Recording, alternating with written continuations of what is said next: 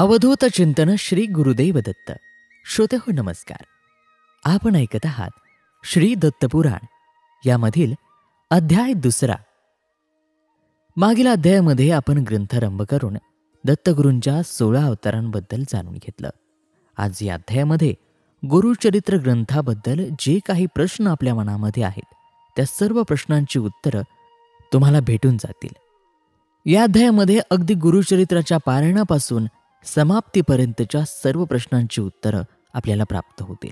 चला तर या दिव्य अशा अध्यायाला श्रवण करूयात. पण तत्पूर्वी चॅनलवर नवीन असाल तर सबस्क्राईब अवश्य करा आणि हा अध्याय हे व्हिडिओ जास्तीत जास्त शेअर सुद्धा अवश्य करा. व्यासांनी आपल्या शिष्यांना पुढे कथा सांगायला सुरुवात केली. ते म्हणाले, श्री दत्तांच्या 16 अवतारांबद्दल मी तुम्हाला सांगितलेलं आहे. त्यांच्या 3 अवतारांचे विस्ताराने वर्णन श्री गुरुचरित्र या प्रासादिक ग्रंथात श्री नरसिंह सरस्वती या दत्त अवतारातील सिद्ध नामक एक प्रमुख शिष्य यांनी त्याच्या नामधारक नामक शिष्याला त्याच्या प्रश्नाचे उत्तर देताना केलेले आहे. या ग्रंथाचे पारायण अनेक भक्त नेमाने करतात. व्यासांचे हे वाक्य ऐकताच त्यांच्या शिष्यांच्या मनामध्ये अनेक प्रश्न निर्माण झाले, अनेक शंका उत्पन्न झाल्या आणि त्या प्रश्नांचे उत्तरे अर्थात त्या शंकांचे समाधान महर्षी व्यासांनी क्रमाक्रमाने केले. मग शिष्यांनी एक एक शंका विचारायला सुरुवात केली. पहिला प्रश्न केला की गुरुचरित्राचे पाठ हे मनामध्ये करावेत की मोठ्याने करावेत, याबाबत काही नियम आहेत का? त्यावर गुरुवरी म्हणाले की श्री गुरुचरित्राचा पाठ हा मोठ्यानेच करायला हवा, कारण त्यायोगे यातील मंत्रांचे स्पंदन वातावरणामध्ये निर्माण होऊन वातावरण शुद्ध, पवित्र आणि मंगलमय बनते. मात्र मोठ्याने वाचताना उच्चार शुद्ध हवेत हे तितकेच महत्वाचे आहे. पुढे प्रश्न केला की श्री गुरुचरित्राचे पारायण हे काही विशिष्ट दिवसांमध्येच पूर्ण करायला हवे का? जसे की उदाहरणार्थ 3, 7, 5 असा काही दंडक आहे का? आणि त्यामागील हेतू कोणता? हे पारायण त्यापेक्षा अधिक दिवसामध्ये संपवले तर चालणार नाही का? याच्या उत्तरादाखल व्यासांनी सांगितलं की श्री गुरुचरित्रासारख्या ग्रंथाची पारायणे ही सप्ताह पद्धतीनेच करण्याची एक पद्धत आहे. काही लोक 1 दिवस किंवा 3 दिवसही पारायण करतात, परंतु त्यामध्ये मनाची एकाग्रता साधणे कठीण होते, कारण जास्त वेळ बसल्यास शरीर थकून जाते. अर्थात एखाद्याला जर हे उत्तम प्रकारे आणि एकाग्रतेने किंवा 3 दिवसामध्येच करणे जर शक्य असेल तर त्याने तसे करायला हरकतही नाही. परंतु सप्ताह पद्धतच ही सर्वांना सोयीची असते. यासाठीच गुरुचरित्र सप्ताह असे म्हणायची एक पद्धत आहे. यायोगे साधकाची बैठक तयार होते. एरवी देवापुढे 2.5-3 तास आपण कधीच बसत नाही, परंतु सप्ताहाच्या निमित्ताने हे करावेच लागते आणि त्या निमित्तानेच देवाचे सानिध्य लाभते. त्याच्या चिंतनामध्ये मनही शुद्ध होते. पुढे प्रश्न विचारला की गुरुचरित्र पारायणाच्या काळामध्ये काही महत्त्वाचे नियम आहेत का, जे पारायणकर्त्याने पाळायला हवे?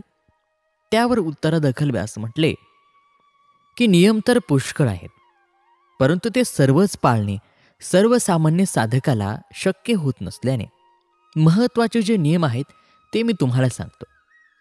यामधील पहिला म्हणजे संकल्प सोडल्याशिवाय पारायण सुरू करू नये. दुसरा, कुलदैवत, गुरु आणि मातापिता यांना वंदन करूनच पारायणाला सुरुवात करावी. सर्व वाचन सोहळ्यात करावे. औदुंबर वृक्षाखाली वाचन करणे जर शक्य असेल तर ते केल्याने अधिक प्रभावी होते. वाचन सुरू करण्यापूर्वी स्नानोत्तर भस्मलेपन करण्यास अजिबात विसरू नये. वाचनापूर्वी संध्या व गायत्री जप अवश्य करावा. वाचन मनामध्ये न करता मोठ्यानेच करावे.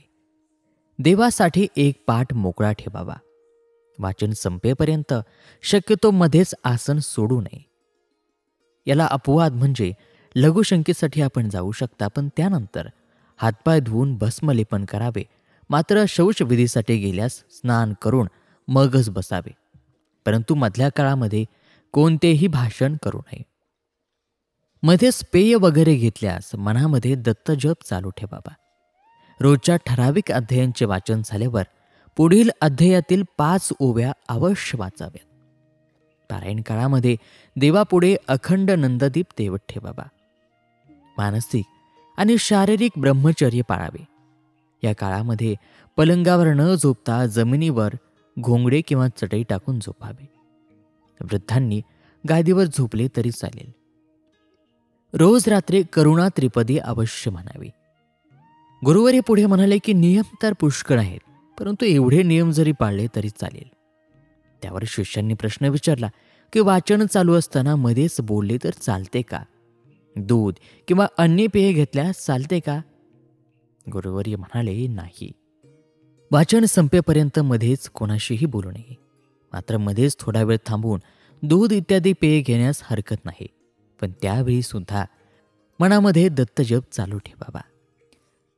त्यानंतर पुढे प्रश्न विचारला की रोजचे वाचन झाल्यावर पोथी बांधून ठेवावे का? यावर उत्तर दिले की रोजचे वाचन झाल्यावर पुढील अध्यायातील 5 ओव्या अवश्य वाचाव्यात. तसेच ही पोथी बांधून न ठेवता उघडीच ठेवावी. शिष्यांनी पुढे प्रश्न केला की रोजचे पारायण पूर्ण झाल्यावर कोणता श्लोक म्हणावा? त्यावर गुरुवर्यांनी उत्तर दिले की श्री गुरुचरित्र किंवा इतर कोणत्याही पोथीचे वाचन पूर्ण झाल्यावर हा पुढील श्लोक म्हणावा. तो श्लोक अशा प्रकारे आहे: यदक्षरपदभ्रष्टम मात्राहीनं च यद भवेत तत्सर्वं क्षम्यतां देव प्रसिद्ध परमेश्वर. शिष्यांनी पुढे प्रश्न विचारला की एका पायावरती उभे राहून या ग्रंथाची पारायण करावीत का? तेव्हा उत्तरादाखल गुरुवर्य म्हणाले की अशा पद्धतीने पारायण करावे असा दंडक या ग्रंथामध्ये कोठेही नाही. मात्र अशा पद्धतीने पारायण करणारे काही भक्त होऊन गेले. त्यांनी एका पायावर उभे राहून या ग्रंथाची अनेक पारायणे केली आणि त्यांना काही सिद्धीही प्राप्त झाल्या. परंतु प्रत्येकालाच अशा पद्धतीने पारायण करणे जमेल असं नाही. या ग्रंथामध्ये या पारायणासंबंधी फक्त एवढेच सांगितले आहे की अंतःकरण असता पवित्र, सदाकाळ वाचावे गुरुचरित्र. शिष्यांनी पुढे प्रश्न विचारला की काही दत्तभक्तांना एकाच पारायणामध्ये चांगले अनुभव येतात, मात्र काहींना त्यासाठी अनेक पारायण करावी लागतात, असे का बरे? त्यावर गुरुवर्य म्हणाले की हा फरक प्रत्येकाच्या शरीर आणि मनशुद्धीनुसार होत असतो. तुम्ही कोणता आहार घेता, कसले चिंतन करता, कुणाला बुडवता का, किती वेळ कशा पद्धतीने उपासना करता, या सर्व गोष्टी महत्त्वाच्या आहेत. साधकाने कधीही मांसाहार करू नये, दारू पिऊ नये, कुणाचे वाईट चिंतू नये, त्याने परान्न शक्यतो घेऊ नये, तसेच विटाळशीच्या हातचे कधीच खाऊ नये. गुरुकृपा होईपर्यंत किमान एवढे नियम कटाक्षाने पाळायला हवेत, कारण अन्नापासून मन बनते. साधकाने चोरी, परद्रव्य हरण, परस्त्रीवर पापी नजर इत्यादी गोष्टी कटाक्षाने टाळायला हव्यात. साधकाने साधकासारखेच राहावे आणि हे नियम केवळ पारायणापुरते न पाळता कायम पाळावेत. त्याने सतत दुसऱ्याचे भले चिंतावे, त्यांना मदत करावी, खऱ्या साधकाप्रमाणे वागावे. हे वाचन मनामध्ये न करता मोठ्यानेच व्हायला हवे.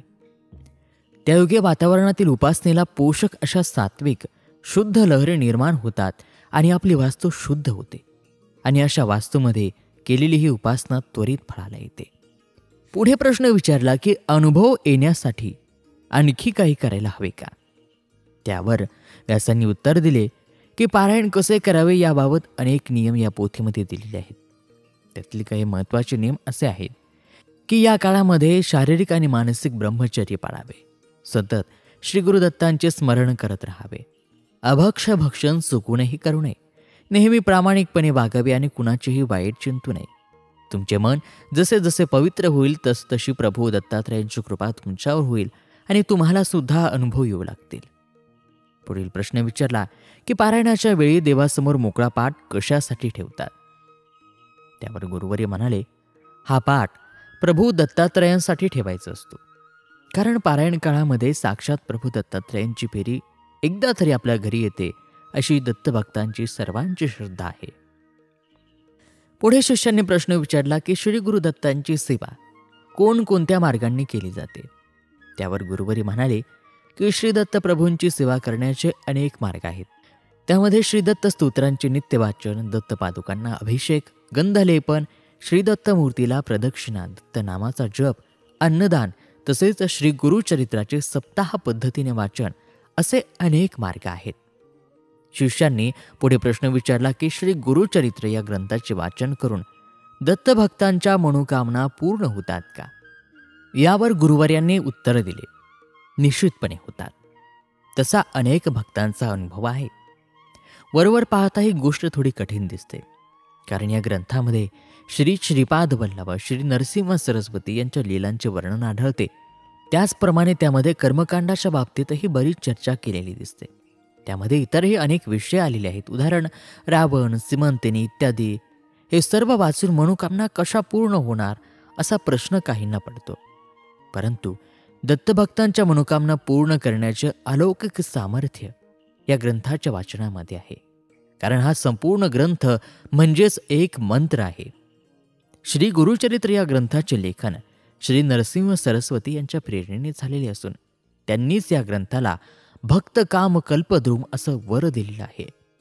आणि त्यामुळेच भुक्ती मुक्ती परमार्थ जे जे बोल वांछिले मनात ते ते साध्य होय त्वरित गुरुचरित्र ऐकत असा प्रत्यय येतो. अनेक दत्तभक्तांना या ग्रंथाच्या पारायणाने अनेक आध्यात्मिक अनुभव आल्याची नोंद असून काही साधकांना काही सिद्धींचीही प्राप्ती झाली आहे. काहींच्या अंगावरचे कोड देखील या ग्रंथाच्या पारायणाने दूर झाल्याची आश्चर्यकारक उदाहरणे आहेत.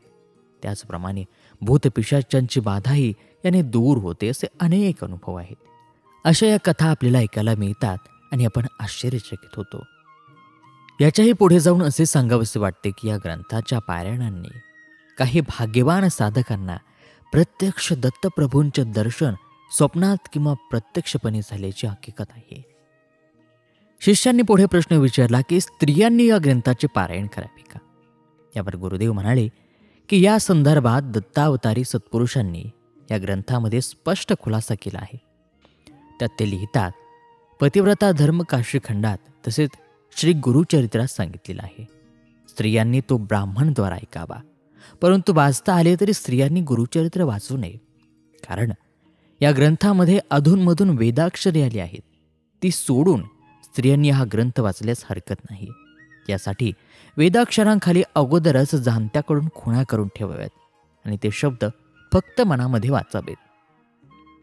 पुढील प्रश्न विचारला की सोहळ्याऐवजी ओले वस्त्र नेसून गुरुचरित्राचे वाचन केले तर? त्यावर गुरुवर्य म्हणाले, ओले वस्त्र परिधान करून कोणतेही धार्मिक कर्म अजिबात करू नये. शास्त्रात असा दंडकच आहे. आपण हात पुसायला खांद्यावर जे फडके घेतो तेही ओले नसावे. आर्द्र वस्त्रस्य स्कंधे निषेध. आर्द्र वस्त्र नेसून कोणतेही कर्म करणे किंवा नग्न होऊन कर्म करणे यामध्ये कोणताही फरक नाही असे शास्त्र सांगते. त्यामुळे हे आवर्जून टाळायला हवे. शिष्यांनी पुढे प्रश्न विचारला की पारायण काळामध्ये देवासमोर अखंड नंदादीप लावतात, तो का आला बाबा? आणि मध्येच विझला तर काय करावे? त्यावर उत्तर दिले की पारायण काळामध्ये हा दीप मध्येच विझतो, परंतु त्याबद्दल फार वाईट वाटून घेऊ नये. वाऱ्याने वगैरे अशा काही गोष्टी होऊ शकतात. अशा वेळी शांतपणे पुन्हा दीप लावून त्याला मनोभावे वंदन करावे. रात्र संपण्यापूर्वी त्या दीपात पुरेसे तेल आहे का नाही याची खात्री करून घ्यावी. नसल्यास पुन्हा तेल घालावे. वातीवरची काजळी दूर करून घ्यावी. शिष्यांनी पुढील प्रश्न विचारला की श्री गुरुचरित्राबाबत अधिकारी लोक काय सांगतात?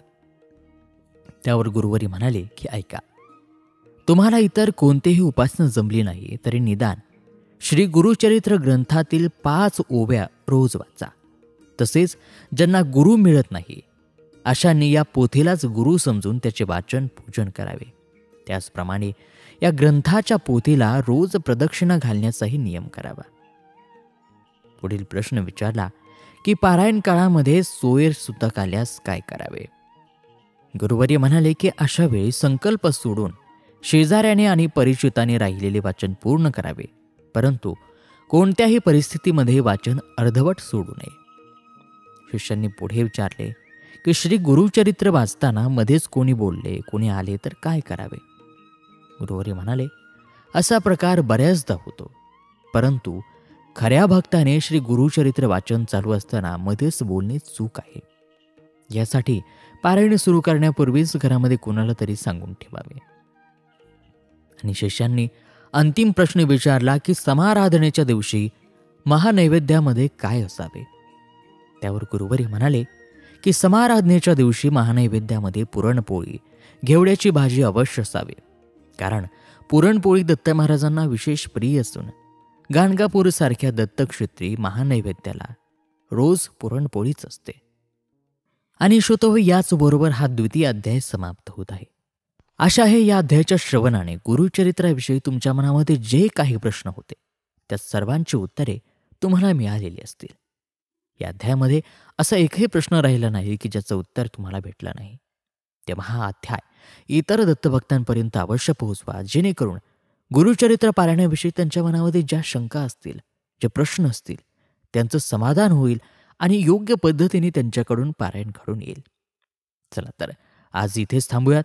पुन्हा भेटूयात पुढील अध्यायामध्ये अशाच दिव्य अलौकिक माहितीसह आपल्याच मेड फॉर मराठीवरती. तोपर्यंत नमस्कार, धन्यवाद. श्री गुरुदेव दत्त.